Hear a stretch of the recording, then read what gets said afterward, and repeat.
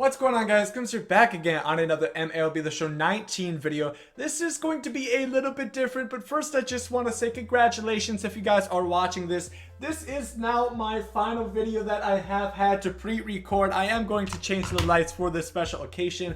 I've had to make pretty much 14 videos within 2 days. I am very tired, but finally we are at the end of the cycle, and today we are going to be looking at 10 tips and tricks that will help any Diamond Dynasty or anybody really playing the game help you win more games. Now, I quickly want to say I'm currently at Division Series.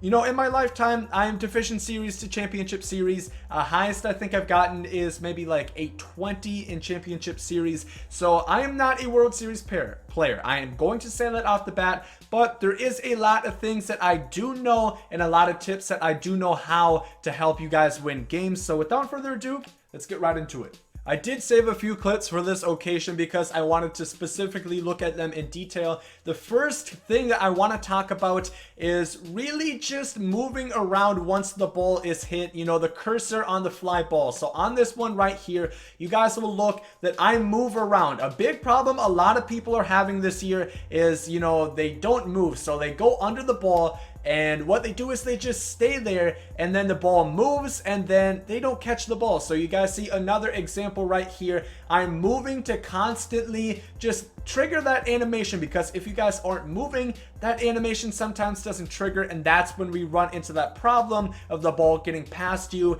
and you know, that awful sequence of the ball just, you know, your guy does something like that, makes a horrible attempt at the ball, just tries to lunge at it, and you don't catch the ball. So that is something to always make sure to do. Try to position yourself, move the way the ball is going. Do not just be under the ball and, you know, look somewhere else, because that is a surefire way to make sure that you will have something bad happen sooner or later. The next I want to talk about is taking the correct route to the ball. So this clip right here we are looking at, look how I take a slurve right there, The next thing I want to talk about is taking a correct route to the ball. So right here we are going to be looking at this. Notice how I curl around to meet that one right there. A lot of times you guys will notice you have that animation that triggers whenever you're going for a ball head on. It'll usually just go right past your glove. That is one that I have seen way too many times and has frustrated me a lot. Something that I'm really getting annoyed with. Another example right here I am going to show you. This one we're going to have to run a long way with Aaron Judge. You guys see, you always want to go for the top of where that ball is. A big mistake I see a lot of people make, especially those more novice players, is they're going to go to the front edge of the ball, and that is often where you can make a mistake. The ball goes past you. So always you want to go further, and that is really what I've always stressed for a lot of people who have had issues tracking down fly balls. It is always helpful to have guys with a lot of speed out there. Personally, I call my outfield the no-fly zone. Etro, Tony Gwynn, and Trey Turner. Hella speed out there, and they always can track down balls. So using that speed in combination with those correct ball routes is going to make you guys have a lot of easier time defensively.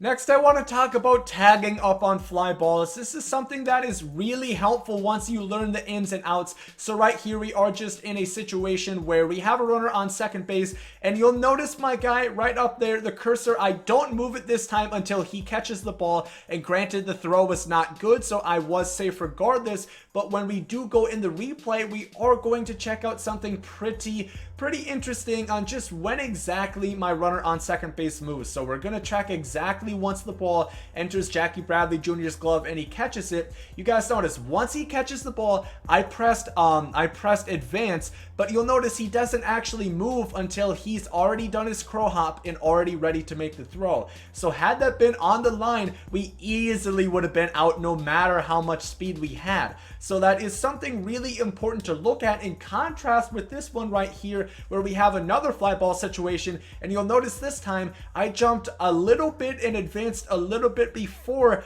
the outfielder actually caught the ball, and you'll be able to see that a little bit more here in the replay.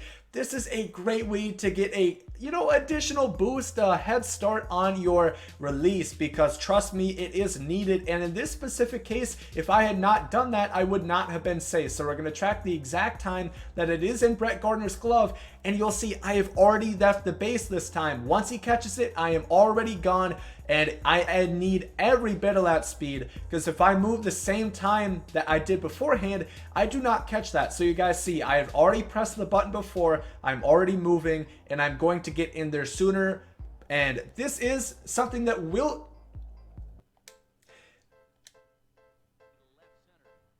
That is something that is going to take practice and, you know, a little bit of a learning curve, because if you jump too early, you will be caught up and they wouldn't have tagged up and they can throw back to the base and get you out. So it is something to be a little bit conservative about, but once you get it down, you are going to have a lot more success in sacrifice fly situations. One thing I want to talk about right here is the defensive shift. It is usually always going to be on the auto shift.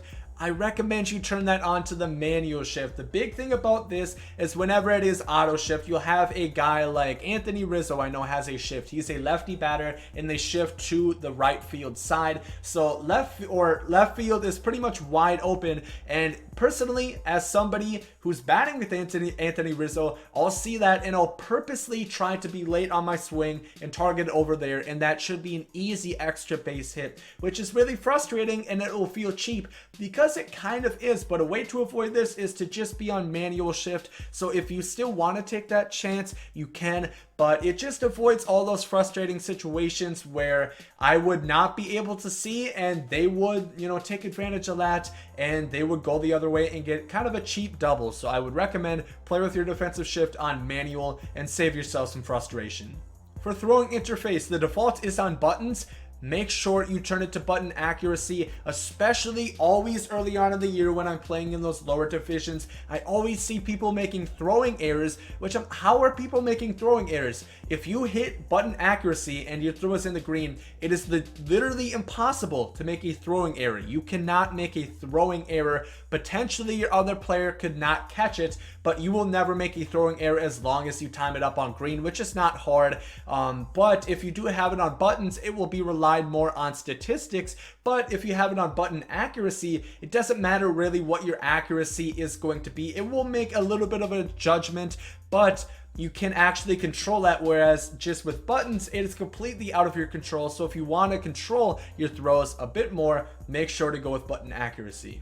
Your approach at the plate should always be waiting for the fastball. The reason for that is if you're waiting for the fastball and it is off speed, then you can adjust and still be able to hit it. But likewise, if you are waiting and sitting off speed, if you try to hit a fastball and you are not prepared for it, you are going to be very late. And if you do hit it, it will be probably a pop-up to the infield and it will be almost a wasted at bat. So always be focused on the fastball and adjust from there. With hitting in MLB The Show 19, something you definitely want to do is be a little bit early or a little bit late on some of your swings. That is just currently how the game plays out right there. You guys can see that is an early swing, and that was a home run right here with Aaron Judge on All-Star difficulty. Right there, we are going to hit it really nicely. Again, it will be caught by JD Martinez, but you guys can see being early or being late is kind of what you want to do, and a great way to do this, if it's an outside pitch, go with it, be late. If it's inside, you want to pull it and be inside. Talking about pitching, this is going to be a bit different, as of course I am playing versus a computer, but playing versus another human is very interesting. You are going to want to notice their tendencies. So something I always look for is I will try to throw fastballs. Usually a pitch I often worry about is the up and in fastball. I will throw that usually early on in the game if I notice that they are ready for it, or if they're early on it, I can think, okay, they're probably sitting fastball. But if they are late and I go to it later in the game and they are still late, that can tell me I can probably go and abuse that pitch and work off of it. Likewise, you can always make sure to see if you're in a 2-0 count, are they looking fastball or are they looking off speed? I almost always throw off speed whenever I'm at 2-0, because a lot of people look fastball because they think, okay, he wants to throw a strike. No, I'm usually going to throw a changeup in that situation, and a lot of times people are really early on their swing. Once again, it is a bit hard explaining playing the computer, but once you are actually facing off against another human, you'll just notice certain tendencies. Whether or not they are willing to chase pitches is another big one. If they are a free swinger, then you can, maybe be a little bit liberal, throw pitches out of the strike zone, and, not have to worry about hanging pitches in the strike zone so much and possibly getting burned. I would like to think most of the people watching this are probably into Diamond Dynasty, and that is what they're looking for help on. So I'm hoping that this will help you guys out as well. And this is playing to your style. So you guys can see my team right here. I have a lot of speed out in my outfield. Ichiro, Trey Turner, and Tony Gwynn. All of them have 90 plus speed. Ichiro and Tony Gwynn are both diamond defenders. Trey Turner is only bronze, but he does have the speed to make up for it.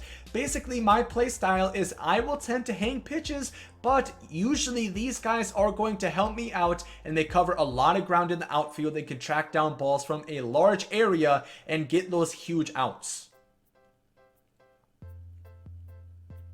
Likewise, you might notice I don't really have many power hitters on my team. The only really power hitters you might say is Goldschmidt, who has 70 and 81 power, Torre, who has 80 and 93, 70 and 82 right there, and Tatis has 76 and 79.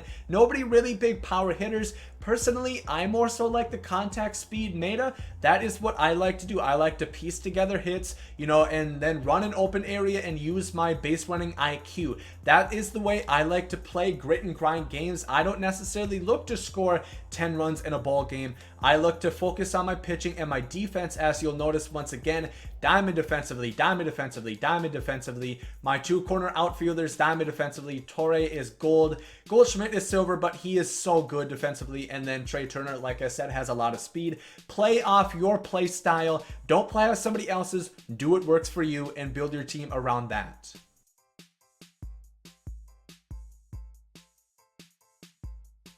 And then finally, for my last tip, I want to talk about thinking one step ahead. You guys see, I get the single. I knew he was going to throw home in that situation. So with Jose Reyes, that speed, I go ahead and take second base. Once again, we're going to watch that. I single. I knew he thinks I might go home, so I automatically take the turn 97 speed. And, maybe if he did throw the cutoff, that could be a situation of danger. But still, with that speed, I think we could have gotten in there one more time. We're going to look at that. It is always important, be one step ahead. Always. But that is going to do it for this video. I hope some of those tips can help you be a little bit better gameplay wise, whether it be in ranked seasons, battle royale, head-to-head ranked, whatever it may be. Hopefully you can be just a little bit better. Once again, I do not claim to be a World Series player. Maybe eventually this year I will get there. This year I were, or not this year, but this season I was 24 and 10. Maybe if I played more games, had a little bit more time on the sticks, I could get there. I will be trying, but I do not claim to be a World Series player. I'm about a 700 to 820 player, but I definitely think these tips can be useful and beneficial to you guys. So if you guys have any more comments, questions, concerns, let me know down below in the comment section. Glad to go ahead and continue the conversation over there. But if you guys did enjoy this video, make sure to like down below. Hope you guys have a great day. And there you guys was out. Yay.